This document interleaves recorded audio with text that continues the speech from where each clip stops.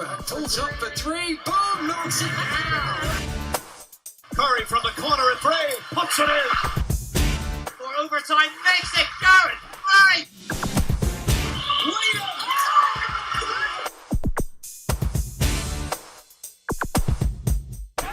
Welcome from me, Mark Woods, and this edition of the MVP cast featuring one of the real trailblazers within all of British sport, the only head coach from the UK in all of college basketball in the States, who carved out a route all the way from Edinburgh and working with junior teams in Scotland to calling the shots at Houston Baptist University. And I'm pleased she's carved out some time in a whistle-stop trip home for Christmas to give us some of her time. Donna Finnie, welcome to the MVP cast. Thank you, appreciate it.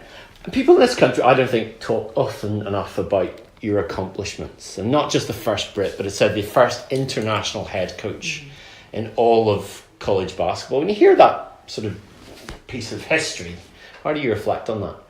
You know, it's funny because I was talking with one of my assistant coaches last week, and she mentioned, you know, how tough it is for certain groups of people to become head coaches. And I just kind of laughed because being the only international head coach at Division 1, I kind of think, well, yes, it's the hardest for international coaches. And I talk to so many international coaches who want to make the breakthrough to coaching in the US. And they say, how did you do it? And it isn't easy. And you really have to rely on someone giving you an opportunity, someone giving you a chance. And it's something that I think I forget sometimes, that I was given an opportunity, and you know, but I had to work for it. And I keep going back to the relationship part of it. Without the relationships that I'd built during my time as a coach in Scotland, I would never be in the position that I am. So I'm really grateful for the chances I got here as well with Basketball Scotland, that led me to the position that I'm in now. I mean, I think when we first met, which was 20 years ago, I think now, you were working for the council in Edinburgh, I think, at that point. Was there ever this great scheme to one day be a full-time paid professional head coach somewhere in this level? No. I love coaching so much that I got to the stage with our national team programs that I wanted more. I wanted to push both myself and the players I was coaching more. And I felt that going to the European B level with the national teams was the highest level that I could get with that program. And, you know, I just wanted more and more. And I wanted to give kids opportunities. And I think that's something that I tried to do as early as I got into coaching, was to give them opportunities to play overseas. Not always necessarily in the US, but just to let them see other levels of basketball and what it's like to be in a more professional environment that they couldn't get at that time here. So being able to give them opportunities to go to camps in the States, to go and play in tournaments in the summer in the States, and to get exposure to play college basketball was high on my list, as well as obviously winning games with our national team. And I think it just kind of came from there. I had this drive that I just wanted more and more, and the opportunity came up, and it was a no-brainer for me. When you're coaching something like Scotland under 16, Scotland under 18, I think it was the Small Nations or whatever it was called, Division C, you do Division B as well. I mean, internationally wise, that's pretty low down the food chain. Right. But as a coach, when you look back on this pathway, what's the upsides of getting your feet wet and coaching at that kind of level? It's huge. I mean, one thing that is so evident to me about the coaching model in the US is that people get jobs over there and they have no coaching experience. They have zero coaching experience. They'll come out of college as a player and immediately get a job. And it's not just about the coaching experience. It's all the stuff you don't see. It's not the X's and O's. It's managing a budget, managing staff, planning travel itineraries, all the things that I had the opportunity to do here as a national team coach, but also in my regular job.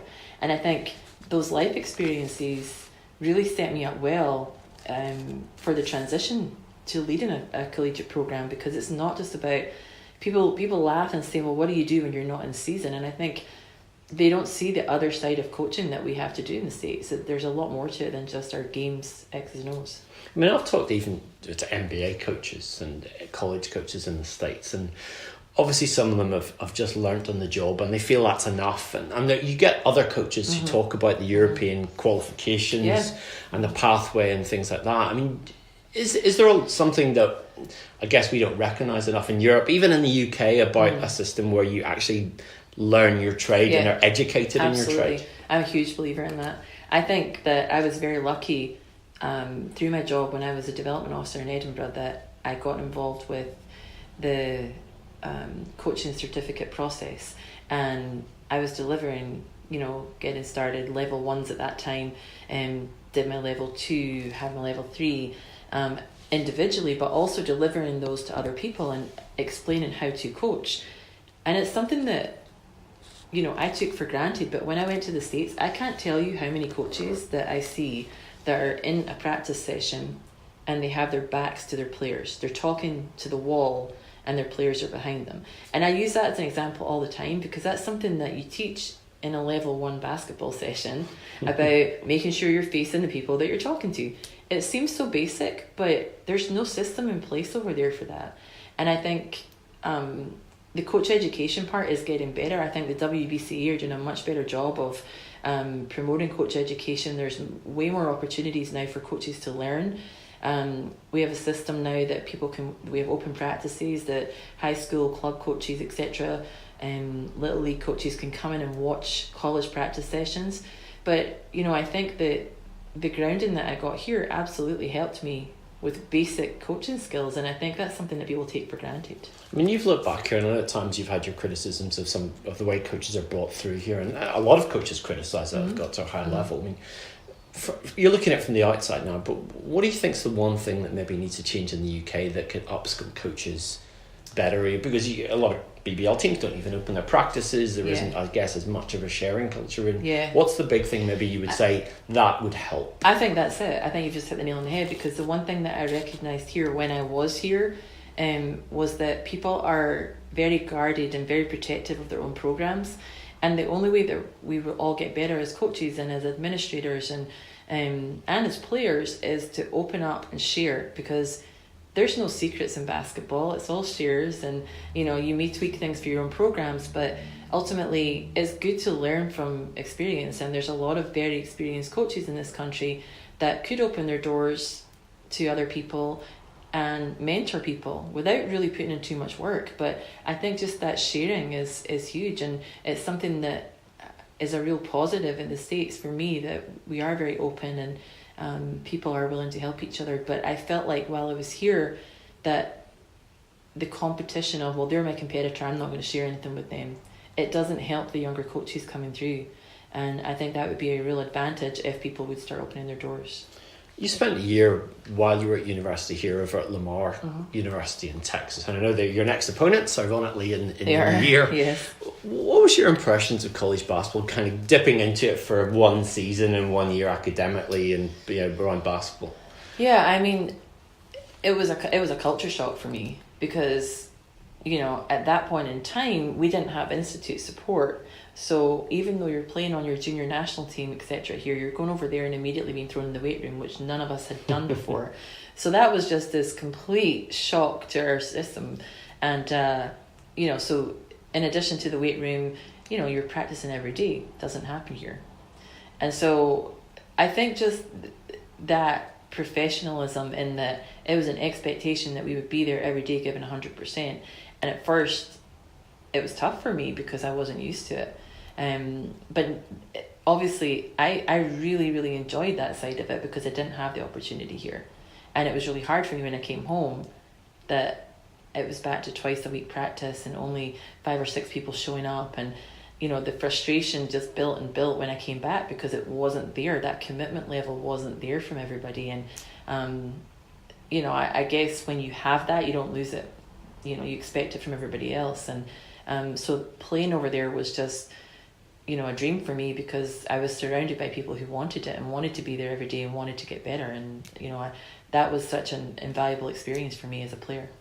Having had the grounding you had in coaching at a local level and a national level, and with that little taste of America, was there one point where you sort of thought, I'd quite like to give this a crack over there and just see how far I can take this? Yeah, I took a group, I'm trying to remember which year it was now, but it was a group of our national team players, Rose Anderson and Siobhan Moore, etc. We took them to Texas actually to play in a BCI tournament in the summer, knowing that there would be a lot of college coaches watching. So it was the mindset of, let's get them exposure, but in addition to that, let's just test them and see where they're at.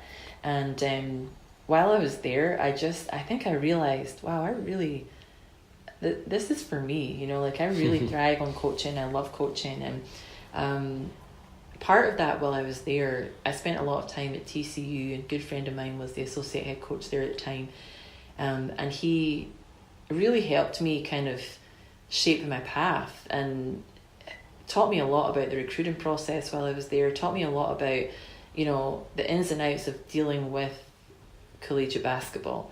And I think in seeing how he worked and in seeing how, you know, how I could integrate myself into that, I started to think this would be for me. If I get an opportunity, then I really want to do it. But at that point in time, no one had done it from here.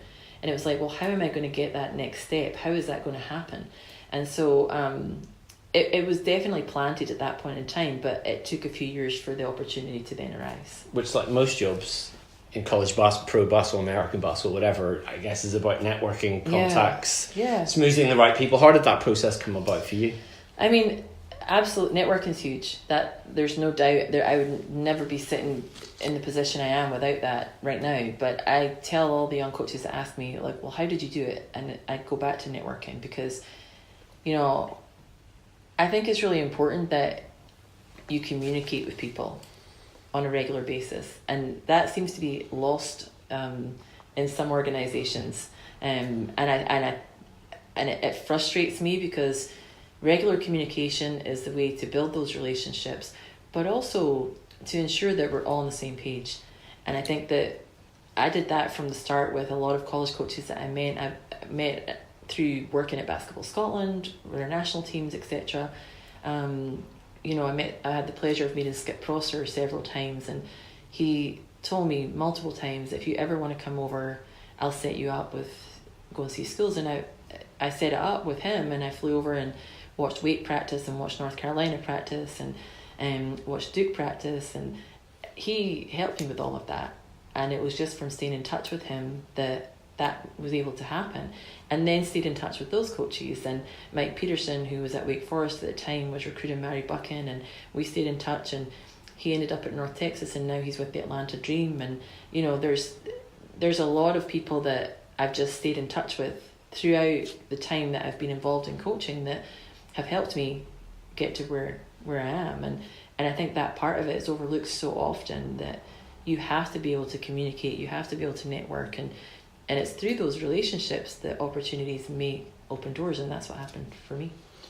Then you looked for the break. How did the break come? Did you got your assistant coach role with HBU? And it's through networking again, you know. So I took that team over to Texas, and we played in those games, and the coach who was at Princeton at the time had seen Mary play and was really interested in Mary, and she ended up moving to Dartmouth and was still recruiting Mary pretty hard there. And she told me at that point, hey, if I ever get a head coach opportunity, I'd love you to come work with me, because I think we could recruit some great European talent. And I just kind of thought, okay, you know, this is just usual, you know, she wants to sign one of her players, so she's giving me the chat, you know. And it happened. She got an opportunity for a head coaching position and called me. And I think looking back, it was just the right time in my life. It just felt right. Situations, you know, in my personal life and my working life, I felt like I'd kind of gone as far as I could, and it was like, this is the time to move now. So although I got the call pretty early on, I think it was April that the call came, and I kind of was like, absolutely, I want to do it. There was no doubt in my mind, but I couldn't go out there till September because of visa issues. So it was a long process waiting to get out there, but definitely worth it. I mean, you were 3 years an assistant, and then you got the head coach role. And, you know, in a sense, when you're the first of anything, people are taking a chance on you, people are kind of going against the norm, etc. Was there any kind of sense for you that you had to, or how was that process of kind of proving yourself that you were as good as any American that could take that role? I remember when they offered me the job, and I was kind of shocked because it hadn't happened before. And I remember saying to my boss, you know, gosh, but, you know, I haven't done this before. And I remember he laughed at me. He was like, well, what is there to know? You've done all of these things previously, you know. And I think for me, in the back of my mind, I'm thinking, this is a Division I coaching opportunity. oh, this is happening, this is crazy. And he told me, you've managed a budget, you've managed staff, you've done all these things, you've proven yourself here, what is there to worry about? And I think when I realised that, albeit it's a different scale, I have done all those things, it goes back to that, the grounding that I had here actually paid off, because although the level is very different, the experiences that I had here, the issues I had to deal with, the battles that we had to face, we face the same things as coaches wherever we are in the world. And I think, it was definitely a nerve-wracking experience, kind of realizing, wow, this is actually happening, but what a great opportunity, and so thankful for it. And I've been very lucky that our administration has backed me from day one, and Steve Moniachi, who's our athletic director, has been extremely supportive throughout. And I don't think it's ever been looked upon on their end as, well, she's got a different accent, she's from another country. And they just, they said, this is working, and let's give her a chance. And I'm still there. But with less of a different accent, one would say. Less of a different accent, yeah. That's what happens when you've been there for 8 years. So, yeah. I mean, I've been over to your campus, and you give me a tour around it, and obviously it's compact. It's not Duke. It's not North Carolina in terms of the scale of that. But does that change the kind of expectation levels, or how does expectation levels differ when you're at, I guess, that end of Division 1 rather than the top end? Yeah, I think so, probably, but not for me. My expectations are that we want to win, and it can be frustrating sometimes when you're surrounded by academia, and that's more important than basketball. But at the same time, we have a great school. We have a lot of support from our professors, our faculty, our administrators, our athletic department. I think it's a very special place, and I know a lot of coaches say that, but I think from an international perspective, I couldn't have probably done this at a bigger school initially, because HBU is special in that you get to meet people and get to know them very quickly, and they're extremely supportive, and they really do want the best for everybody, coaches and players alike. But our expectations as a staff, my expectations are that we want to win. And regardless of who we're playing, that's the case. I mean, we went up to Texas Tech a few weeks ago, and the game's tied with 45 seconds left, and I'm only thinking about one thing. There's no, and I was thinking about that from before the game too. And my good friend, Coach Tilwell, who was at TCU, is now at Texas Tech, and after the game, he was like joking with me, and I said, I thought we had you that time. I really thought we had you, and because I don't care who we play, that's my mindset all the time. And it can be tough when you're not surrounded by that, but you have to just, we talk about staying in our bubble and focusing on what we can control, and that is our mindset, and that's going to be our mindset going into conference play next month. Do you have to kind of avoid that temptation to try and replicate everything UConn does at a smaller level? I mean, because I guess they're the gold standard of women's college basketball, probably even college basketball. Yeah. Do you have to kind of stop going, let me just copy their program, and that must be a template that works? Well, yeah, you absolutely, because every school's different, and what you're recruiting to is different in every school as well. So you have to think about recruiting the type of people that are going to fit in your program. You have to think about playing the style of basketball that suits who you have personnel-wise. And I think that's changed for me too, because our personnel now is very different to the personnel we had 4 years ago when we went to conference finals, and we're playing a different style of basketball. However, I think it's important that you do that, and I learned that from a very young age from one of the first coaches I played for here. And I remember that he told us, well, we're gonna play up tempo this year because we have much quicker guards, and last year we didn't have that, but now we are. And it's the same thing when you're planning your annual coaching plan. You have who you have, and it's like you've got to try and get the best out of them. So I don't really look at any other program. I'm just looking at our program and what suits our personnel and what's going to get us to our end goal, which is to win a conference championship. You've had international players in abundance during your time, both assistant as head coach at Maisie Elston, who came out of Barking Abbey. You know, Herman Garrison, who was of course at Leicester last season, played for Great Britain. Yeah, I guess when you went there probably wasn't as much of a international focus in scouting. I mean, is that, do you see that now being, you know, I guess with the NBA, people look at international players coming in. I mean, is that more of a focus, do you think, now for more coaches to look overseas rather than just the local area or nationally? Definitely, and it makes it a lot harder for me now that that's the case. But, you know, I think there's a lot of people helping international players now. You have Blue Star Europe, and I know Dan does a good job with them. Steve Veer is now doing a great job with girls, and I had a good chat with him, you know, just last week or week before.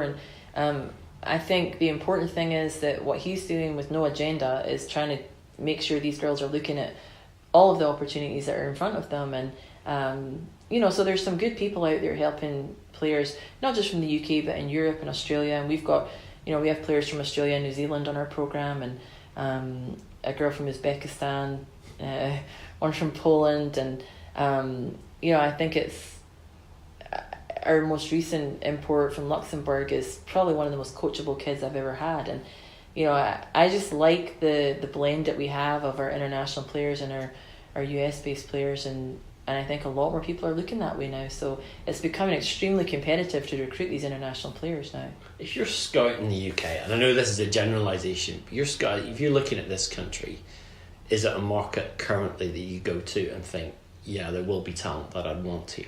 Or what's the level compared to other countries that you look at? I think in the last 4 years, I think there's been more depth in terms of what we can get out of the UK.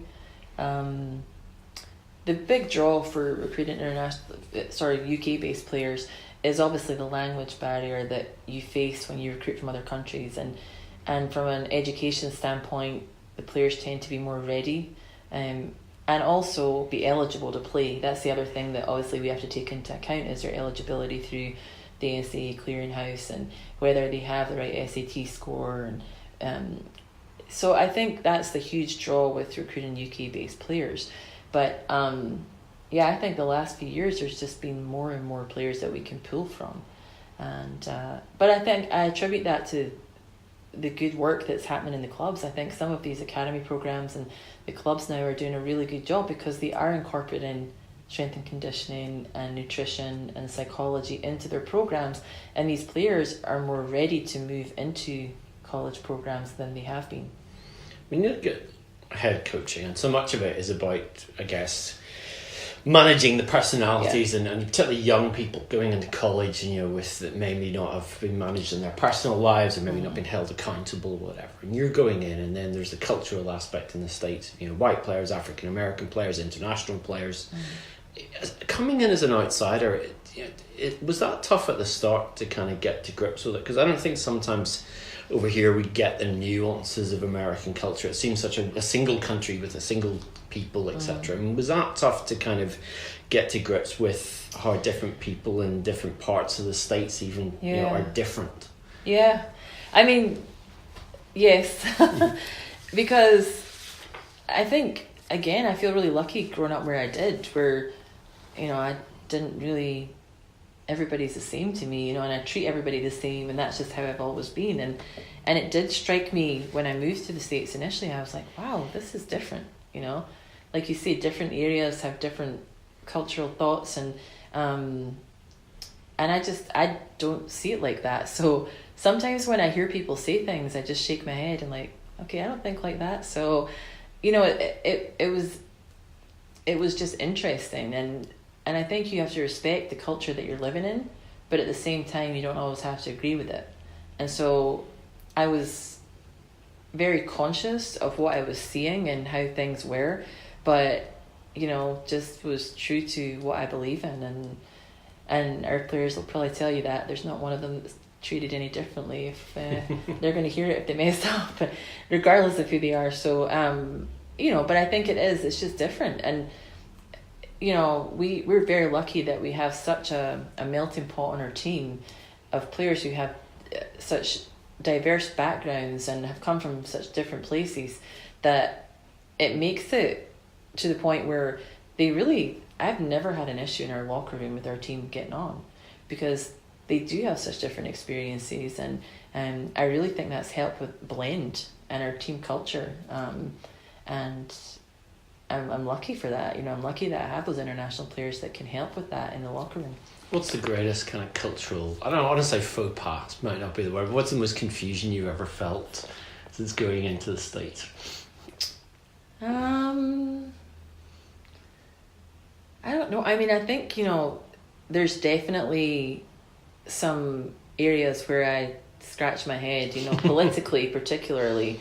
Currently might be interesting in Texas and Trump's America. Well, right. And I won't comment on any of that, but but it's just different. I mean, I think moving there initially and being immersed in local news and watching how things happen was just how aggressive and negative, I guess, in some ways, the political system can be.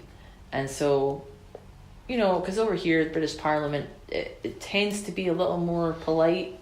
Maybe it's swung a little bit since I moved. not of late, but usually, I guess. But, it was just like, wow, this is so different. And so from a political standpoint, it was like, I got to get up to speed on this and know what's going on. And I think I've watched more politics on the TV since moving there than I ever did here. But, it is different.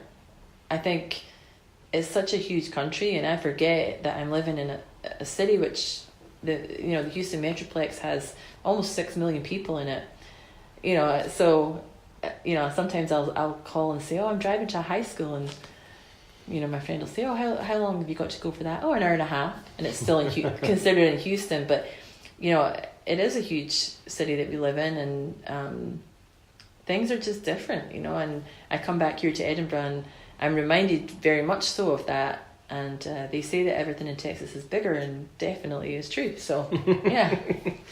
You got the coaching and you got the prep and you got managing the players, but you're ahead of a program. Mm. And how much of your time and how much do you have to invest yourself in being visible and being out there, because you've got boosters? I don't know if that's the word you still use, but you people are around it, the fans, etc. I mean, is that a part that still requires a lot of energy? Yeah, I mean, this job, people say it's 24/7. It really is. You can't switch off. I was doing film on the way across here on the plane, and the lady next to me was asking, oh, do you like basketball? And I said, well, I'm actually, I was using our editing software, and I said, I'm actually cutting this film, because we play this team next. And I was explaining to her what I do, and she was like, oh, I didn't realize you had to cut film and do all that. That seems very complicated. Well, it's a lot of time that people don't see when we're in the office. And it's definitely not a job that when you leave the office, that's it. Because we are recruiting nonstop. Yesterday, Christmas Day, I'm making sure that I've texted all of our recruits and say, Merry Christmas and have a great day, etc. Because, we have to be in constant communication with those players. Film never stops, like during the season. I mean, that's just something that I've gotten used to, and it definitely, big difference from being over here, the amount of prep that we do for these games, and getting, film cut, scout ready. And we do a lot of film with our players, and we have a program we use called Teamworks that we put our film up on our Teamworks platform so they can watch breakdowns and before we even meet with them as a staff. And I think it's really important for them to watch the game and learn from the game. But it is non-stop. But that's why I do it, because I have the opportunity. And I said to someone last week, as a coach, I can't believe how much I've improved as a coach because I get to do it every day. I can fully immerse myself in this now. It's not something I do part-time. It's not a hobby. This is my career, and I've been able to do it on a daily basis now for 8 years, and have put myself in a position where I am a completely different coach than I was when I went there 8 years ago. There's been so much talk about female coaches and female managers in this country, in the US, and we've seen you know, the US now, there are more female assistants in the NBA, and of course there's males coaching women's basketball, there's no female head coaches in men's college basketball, but there are barriers being broken. And this country, it's still, that debate seems to be shifting. And you know, for having been on both sides, and you're watching this from the outside, but does it feel still though that female coaches do get more respect and more, I guess, equality of opportunity in the States than they do here?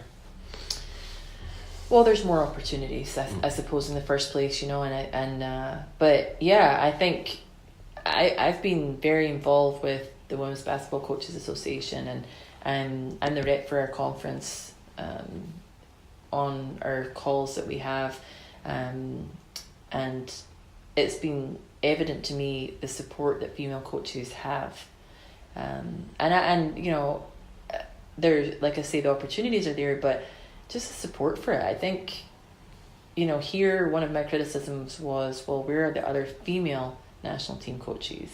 You know, the female coaches that are getting the opportunity to go in positions, and the response was, well, nobody wants to.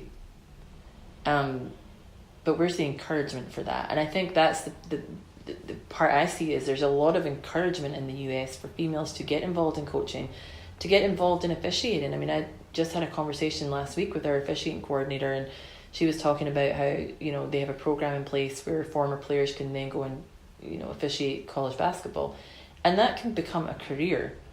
It's very well paid, and, you know, it's a great pathway for them to take to stay involved in the sport, and they're actively recruiting female players. And I think having that pathway just gives more and more opportunities for females to be involved in the game. So I don't buy the line that people don't want to. I think it's where's the encouragement and where's the pathway for females to stay involved in the game. You get them in it, then there has to be a line for them to continue down. And I think it's great, the opportunities that females have in the States, and to be, you know, coaches, administrators and officials, and stay involved in the game of basketball, because what a lot of people forget is, as a player, the game has given you so much, and yes, you've had to give it a lot to play, but the game gives you back so much. And I think there's, at some point, you have to give something back to the game, and in some way. And I said that here when I was playing and coaching National League basketball, I encourage people to give back to the game, and the same, I believe the same in the States. And I see a lot of people coaching Little League basketball, or getting a striped shirt on and blowing a whistle, you know, but there are so many opportunities to do that. And my hope is that here there are females that see this is possible. If you want to get involved in this, it's possible. And a lot of people say to me, well, you're the only person that's done it, and it's really hard. And I said, well, it's only, you know, and I talked to my former coach about this, and he said, well, you had a determination, and your determination is what gave you those opportunities. And I believe that that's the same for anyone. If you really want something, you can make it happen. Do you think any of that, those opportunities, or most of that opportunities maybe even, are attributable to Title IX, which was that government ruling that said, you know, equal funding in US college sports for men and women? I mean, that did seem to open doors that now, later on, create people at the highest levels rather than then when it was just about a playing basis. Yeah, and I think Title IX is so important. I really do. I think it's it has given equality in so many areas, and you know, and it's become about more than that now. It's become about more than just, well, the women should get what the men get, because ultimately that's not really how it should be. Every program's different, but Title IX has also become an avenue for supporting women who have gone through abuse or have gone through assault, etc. And, you know, there is this movement now that women have more confidence and are, you know, feel they can speak out and they can say things. And I think, you know, it's become a much bigger thing than just about, oh, well, let's give it to them because the men have it. It's not just about that now. And I think this strength that women have now is just growing and growing. And to me, it's a great time if you do want to get into coaching, or you want to get into playing basketball or anything to do with the sport. As a female, it's the best time to do it now, because you have so much support and encouragement to continue on a pathway. Last couple of things. It was a WBBL game the other day, and I texted you and said, you go in, so I was going as well. And you said, I can't go. Not allowed, NCAA rules, it's a dead period. And we sort of do sometimes read about these rules and, this, when you can practice or at certain times, etc. I mean, coming from outside the system, inside the system, does it occasionally baffle you even now that the do's and don'ts that you have? Yeah, and I'm not speaking out of turn by saying I don't agree with a lot of them because a lot of them don't make sense to me. So the biggest ones that I kind of have an issue with are the hour limits on practices, because it makes no sense to me that, you know, we're allowed to practice in the summers now, so when they're in summer school we can work out with the teams.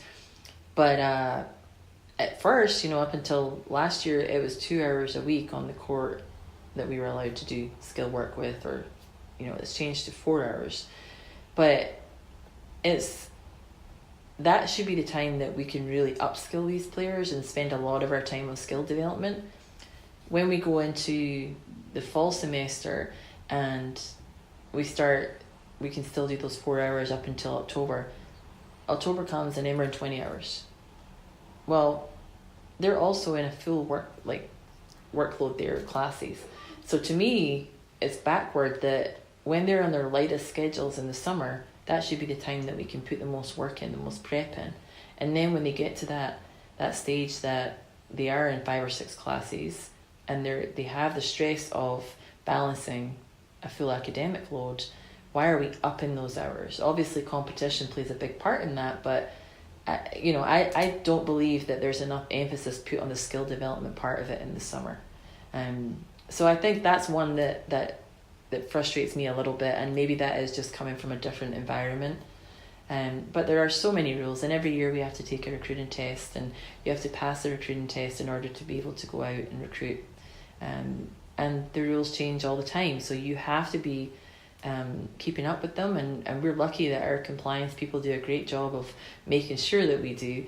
But you know, it's something that you have to be aware of, and I'm very conscious of it because I want to make sure we do things the right way. So I never want to be that person that gets caught out by a rule, and I guess sometimes probably my staff laugh at me because I'm pretty anal about that stuff and I want things done the right way. But you know, you have to be up to speed. There's so many rules and you could trip up on any occasion. So coming from a program over here where you could do what you wanted basically to that was a big adjustment for me. Last thing, I know that international basketball's shifted slightly with the windows being in season, and it's tougher for coaches to come over from the States in the middle of the year and coach national teams, etc. But you know, at some point, I guess everyone wants to kind of coach their country.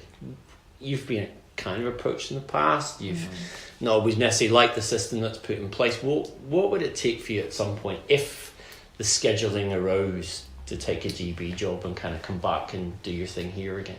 I mean, I think it's just really hard because obviously when I'm coaching a program, I want to put 100% into that program. So it's just never worked out that I can come over here and coach in the summers because it would impact on our recruiting too much.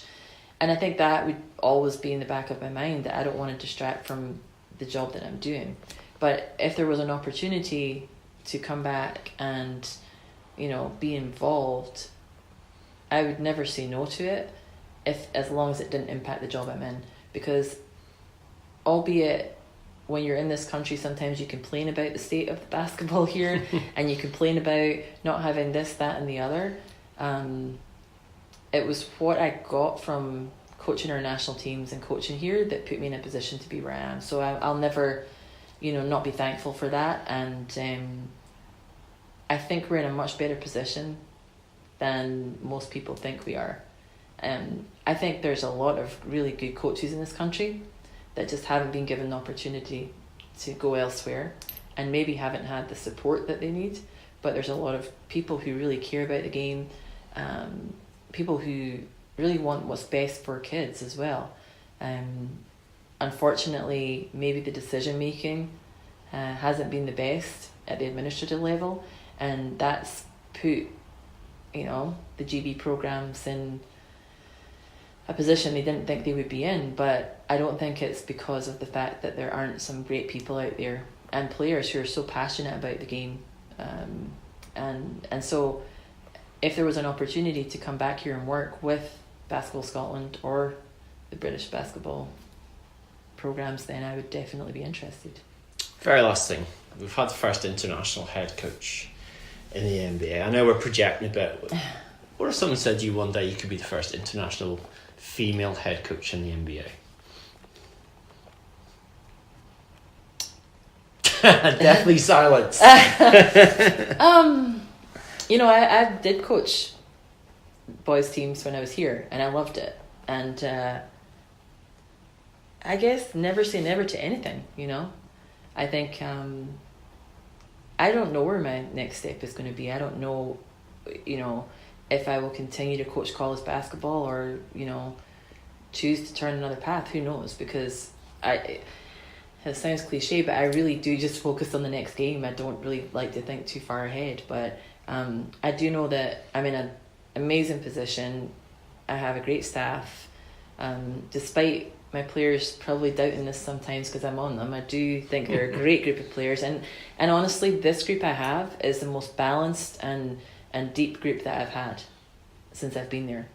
And I've told them this, but you know, if we could stay focused, I think this group has a really good opportunity in our conference. And obviously your goal is to go to the NCAA tournament. And as a coach, that's why I went there. I wanted to go to the NCAA tournament. So you never know. I mean, doors open all the time, and I'm one that will never close any, so anything could happen. And if someone offered 7 million, 9 million a year to go to the NBA, yeah, you might be tempted. Donna Finnie's been our guest. We thank you for your time and wish you every success. Happy New Year when it comes. Thank you. Best of luck when you get back to the States, and keep tabs on you. Thank you, Mark. That's it for this edition. You can catch up on recent episodes at mvp247.com. Just click on the podcast page or subscribe or download via your favourite podcast supplier. Non-fruit-based options are available. Another episode of the MVP cast coming very soon. But for me, Mark Woods, it's goodbye.